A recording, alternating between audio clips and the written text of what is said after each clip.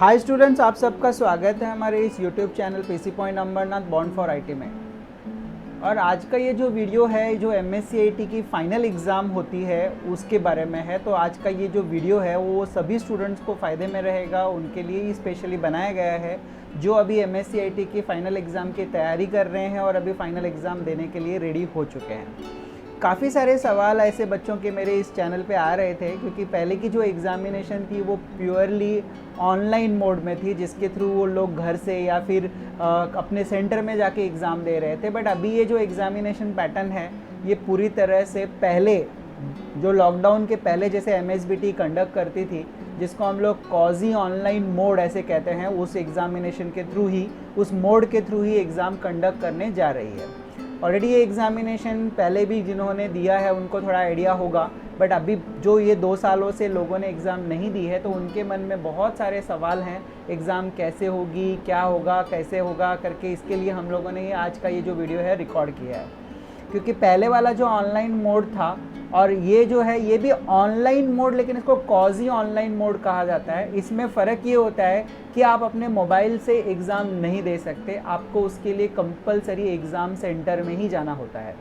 मतलब उसके लिए आपको एमकेसीएल और एमएसबीटी क्या करते हैं, एग्ज़ाम सेंटर देते हैं, जिसको एएलसीए मोस्ट प्रोबेबली जहाँ पे आप सीख रहे होते हो, जिसको ऑथोराइज्ड लर्निंग सेंटर कहा जाता है, वहीं पे एग्ज़ाम्स होती है। बट कुछ लोगों की एग्ज़ाम सेंटर अलग भी आ सकता है, तो एग्ज़ाम सेंटर में आपको जाकर के एग्ज़ाम देना है। ऐसे इस मोड को कॉजी ऑनलाइन मोड कहा जाता है। अभी मोस्टली ये इस तरह का हॉल टिकट सभी बच्चों का आ चुका है और आई होप कि सभी स्टूडेंट्स को इस तरह का हॉल टिकट मिलने के बाद वो एग्ज़ाम के लिए जाने के लिए रेडी हो जाते हैं। तो ये एग्ज़ामिनेशन अभी डेट डिक्लेयर हो चुकी है, उसका हॉल टिकट सबका आ चुका है। सभी सेंटर्स ने, मोस्टली एएलसीज ने सब स्टूडेंट्स को हॉल टिकट डिस्ट्रीब्यूट भी कर दिया होगा। अब ये हॉल टिकट अगर आप देखो, अगर आपके हाथ में आ चुका है तो आपको स्पेशली इस पे लिखी हुई इंस्ट्रक्शंस को प्रॉपर रीड करना चाहिए। आपको प्रॉपर उस इंस्ट्रक्शंस को फॉलो करना ज़रूरी हो जाता है, क्योंकि ऑनलाइन मोड है तो आपको ऐसा लगता है कि ठीक है कभी भी गया तो चलता है, ऐसा नहीं है। यहाँ पे कंपलसरी आपको आधे घंटे पहले एग्ज़ाम सेंटर में रिपोर्ट करना है और जो उनके रूल्स एंड रेगुलेशंस हैं उसके हिसाब से ही आपको सब फॉलो करते हुए ही एग्ज़ाम देनी होती है।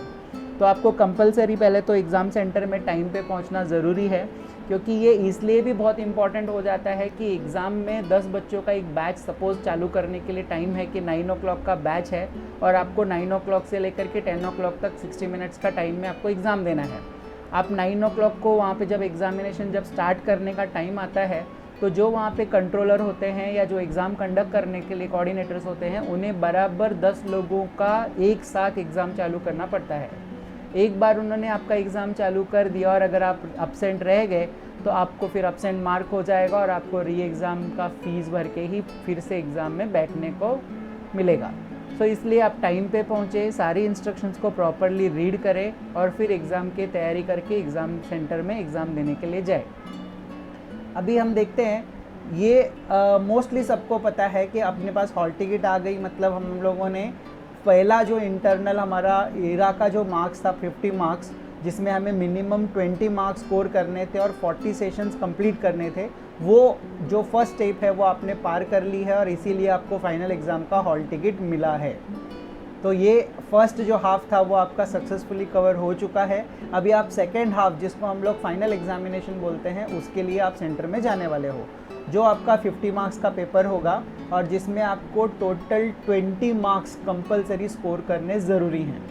मतलब अगर आपने फाइनल एग्जामिनेशन की तैयारी की होगी, जो एग्ज़ाम का प्रैक्टिस किया होगा, डेमो प्रैक्टिस जिसको बोलते हैं, तो उसमें आपको समझ में आ गया होगा कि एमसीक्यू मतलब बुक बेस्ड जो एग्जामिनेशन जिसके लिए क्वेश्चंस पूछे जाते हैं वो 15 होते हैं और 15 में से 6 क्वेश्चंस के राइट आंसर देने ज़रूरी होते हैं।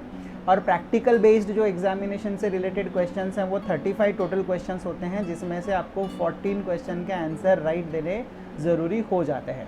सो इस तरीके से आपको यहाँ पे टोटल 6 + 14 20 मार्क्स लेना ज़रूरी हो जाता है, ताकि आपका रिज़ल्ट पॉजिटिव आए और आप पास हो करके यहाँ से निकलें। फाइनल एग्ज़ाम 60 मिनट की होती है, ये सबको पता है। 1 घंटे का आपके पास टाइम होता है और टोटल 50 क्वेश्चंस होते हैं। 50 के 50 क्वेश्चंस आपको सॉल्व करने के लिए 60 मिनट का 1 घंटे का टाइम मिलता है।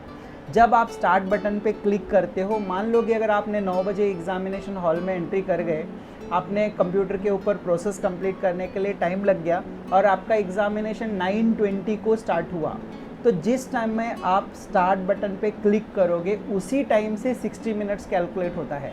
9 बजे आपका एग्जामिनेशन सेंटर में चले गए, एग्जामिनेशन के कंप्यूटर के सामने बैठ गए, तब से आपका टाइम नहीं कैलकुलेट होता है। तो ये मिसअंडरस्टैंडिंग भी होती है कुछ लोगों की, मेरा टाइम वेस्ट हो रहा है, वो नहीं है।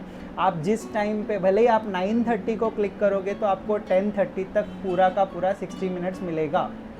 ओके, सो इस तरह से आपको पूरा 60 मिनट मतलब 1 घंटा यूटिलाइज़ करना है और 50 क्वेश्चंस के आंसर्स आपको देने हैं। यहाँ पे जो क्वेश्चन पेपर है, जो क्वेश्चन पैटर्न है, वो 3 अलग अलग लेवल्स में डिस्ट्रीब्यूट किया जाता है, लेवल 1, लेवल 2, लेवल 3। मतलब लेवल 1 जो होता है ये लो डिफ़िकल्टी, मतलब इसके जो क्वेश्चंस होते हैं वो कम डिफ़िकल्टी वाले होते हैं। लेवल 2 के मीडियम डिफ़िकल्टी और लेवल 3 के हाई डिफ़िकल्टी लेवल के क्वेश्चंस पूछे जाते हैं।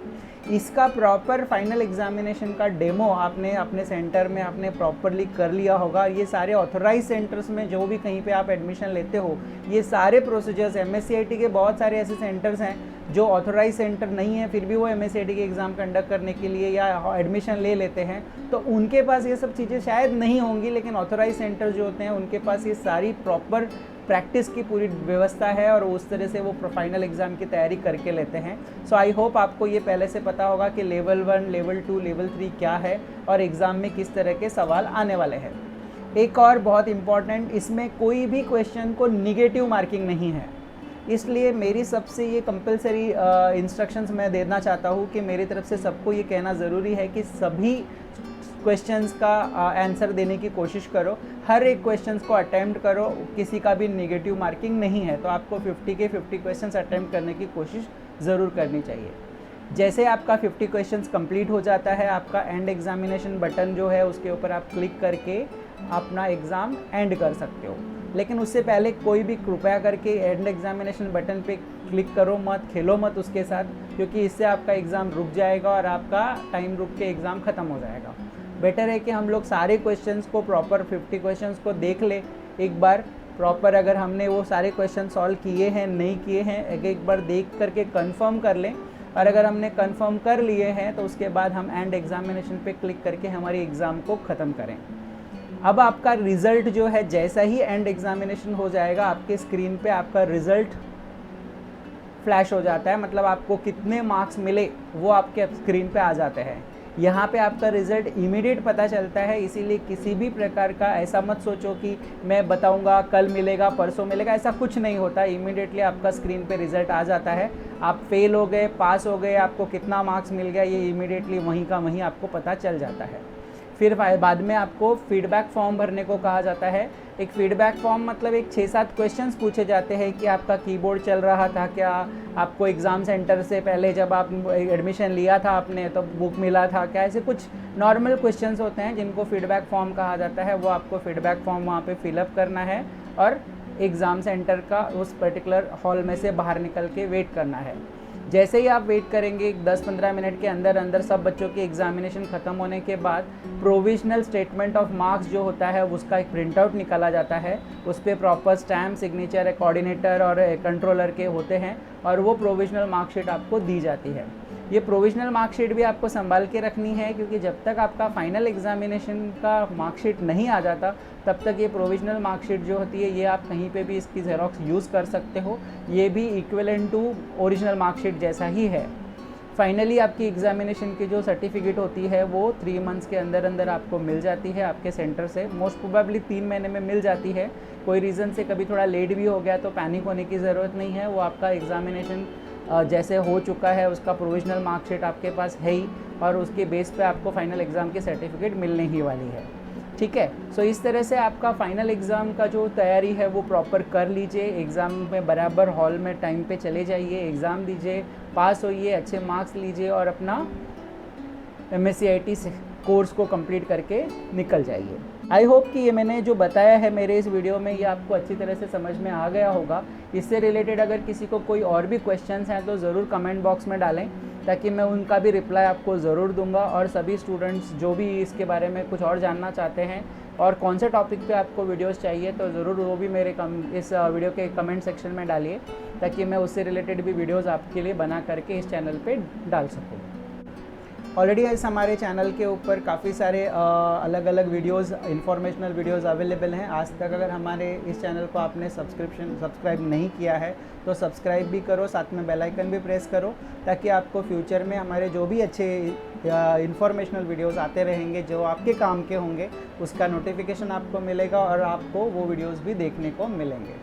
सो आई होप आज का ये जो वीडियो है ये काफ़ी इन्फॉर्मेशनल रहा होगा या इन्फॉर्मेशनल है आपके लिए। तो डेफिनेटली इसको लाइक करो, शेयर करो, कमेंट करो और अपने एग्ज़ाम के लिए प्रिपेयर हो जाओ। Best of luck for your examination.